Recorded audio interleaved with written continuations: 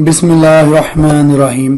السلام علیکم ناظرین، آج میں بہت اہم مسئلہ آپ لوگوں کے ساتھ شیئر کرنے جا رہا ہوں جو ہمارے ملک میں عام ہے۔ مشہور ہونے کے لیے ہم لوگ ہر کام کر جاتے ہیں۔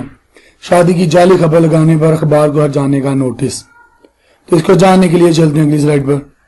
ناظرین، پچھلے دنوں سوشل میڈیا کی زینت بنی ایک خبر جعلی نکلی جس میں دکھایا گیا تھا کہ 7 بچوں کے 60 سالہ باپ نے 20 سال کی لڑکی سے شادی کر لی اور ساتھ میں ان دونوں کی تصویر بھی شائع کی گئی جنہوں نے سیلفی لی تھی۔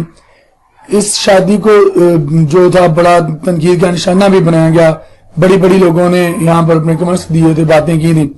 اس شادی کی جعلی خبر لگانے والے ایک نجی اخبار کے خلاف لڑکی کے والد نے اپنے وکیل کے ذریعے 2 کروڑ ہرجانے کا نوٹس بھجوا دیا ہے۔ لڑکی کے والد نے موقف اختیار کیا ہے کہ جھوٹی خبر سے اس کی اور اس کی بیٹی کی معاشرے میں عزت اور شہرت کو نقصان پہنچا ہے، لہٰذا اگر 15 دن تک ہرجانہ نہ ادا کیا گیا تو وہ اپنی داد رسی کے لیے عدالت سے رجوع کریں گے۔